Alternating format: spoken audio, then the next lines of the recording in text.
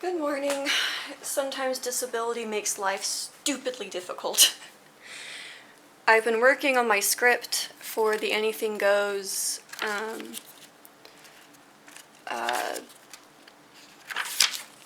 video where I talk about the art history and the context that I was working off of.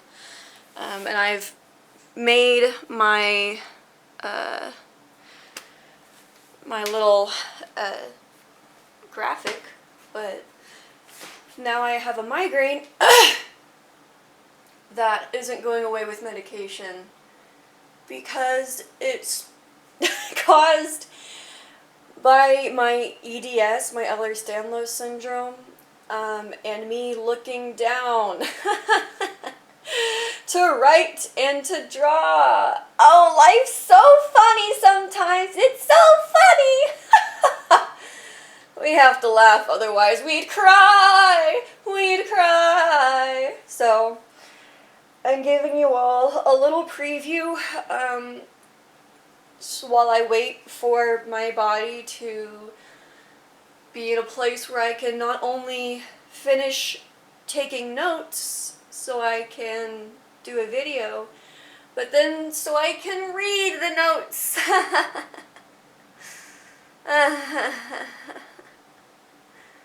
It's funny, but it's also really not funny.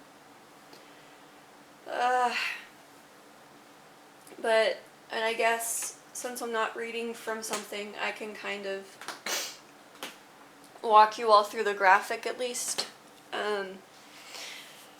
Something that I had a hard time doing when I first went to college and started working on art pieces was how I thought I had to do everything from the ground up. So I didn't think I could sketch from a picture. I thought that was cheating. It's not. Especially if you are disabled, it's okay. It is absolutely okay to use a reference. And when you're first starting out with learning how to draw, it's also really important to draw from a reference, but also on a reference, not ruining the reference if it's an OG, an original. But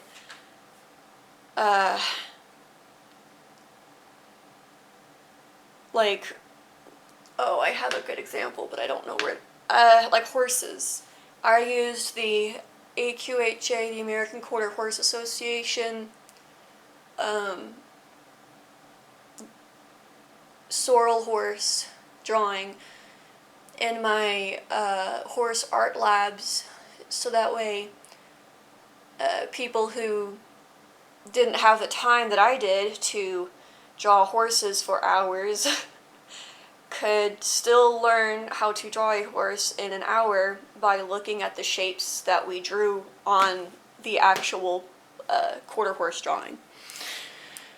Quarter horse picture that they give out. So we've got Anything Goes. I was going to give her sparkly shoes, but it kind of took the focus away from Anything Goes to shoes. And then we have got Ramna 1/2, which is an anime about a boy who falls in a pool, and so whenever he is drenched in cold water, he becomes a girl.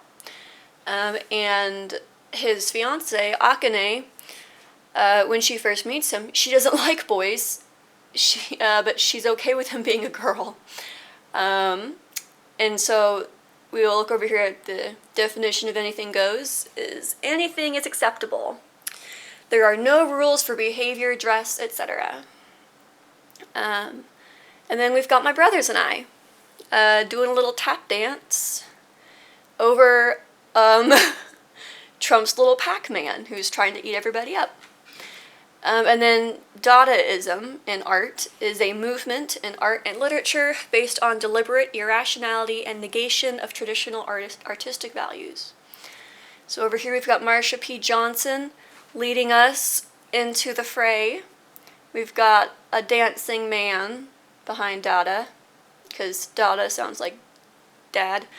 We've got, I tried to draw them as Latin dancers,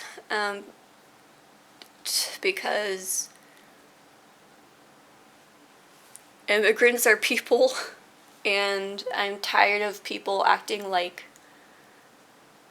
they aren't. You can say they are aliens, but the real aliens in America are white people. We're the ones who came here and did not originate from here. And then we have a pretty lady, because not everything needs to have a meaning. And so we've got two people who are just there to be there, because and we don't always have to have a meaning behind everything. As an artist, that seems crazy to say, but oftentimes when we don't put meaning behind something, someone else will find meaning. And even when we do give meaning to something, so even though I said these are my brothers and I, someone might see that and see themselves or see friends of theirs. Some people might see a specific person when they look at this anything goes lady. Some people might not think this is Marsha P. Johnson, which is totally fair. Because when it comes to art, it is truly in the eye of the beholder. So I'll let you all watch the video again, so that way you know that you can do this too. This is not something that is only something I can do. Anybody watching these videos can do what I do.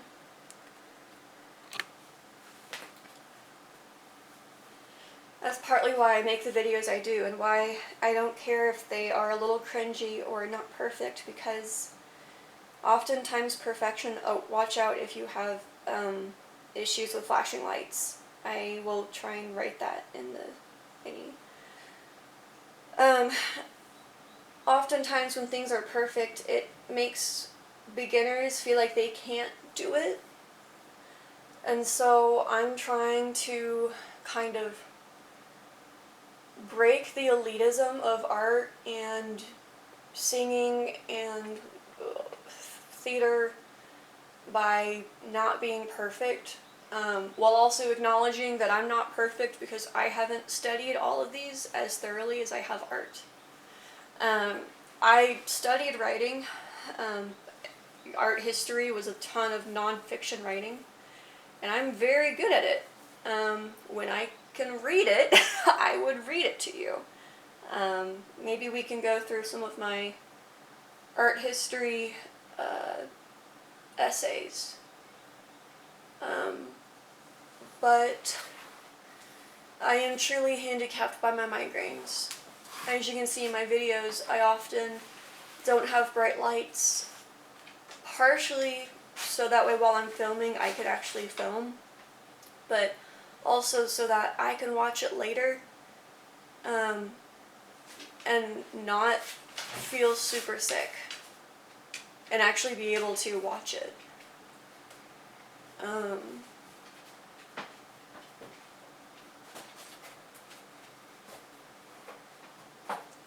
And I try to, I could move that down. I try to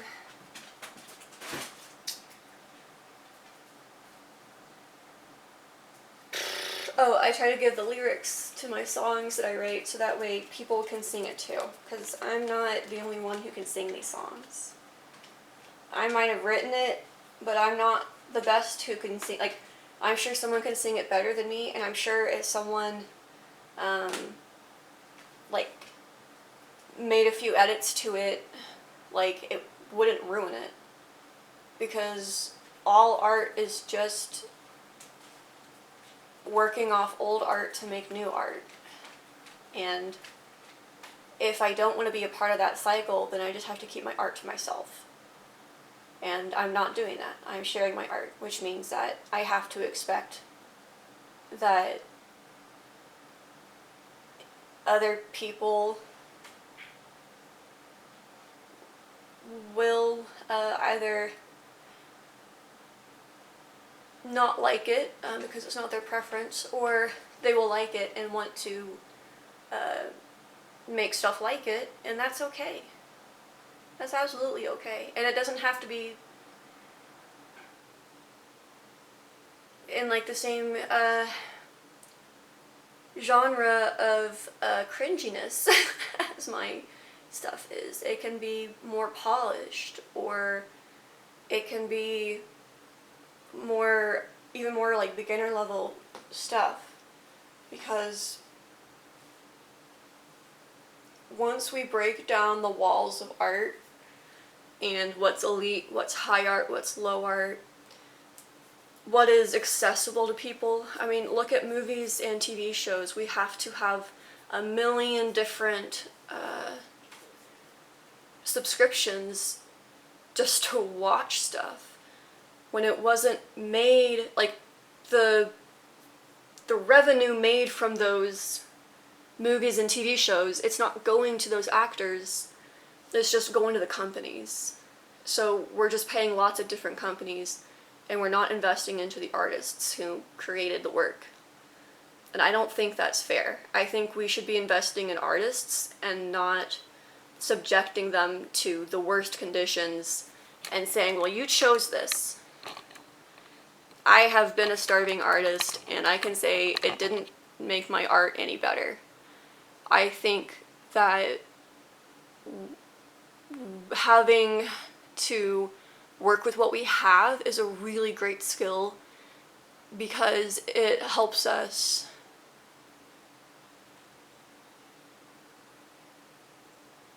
just kind of appreciate what we have. But at the same time, if I don't have the right clay, if I want to fire in a kiln, I'm not going to use air dry clay, It's not going to work out great. And if I want to fire in a kiln, and I have a specific glaze I want and a specific color, if I use a gas kiln or an electric kiln, or if I do a raku, like, all of these will have different end results. And I can't change it after it's made when it comes to ceramics. Once it is fired in a kiln, that's pretty much it.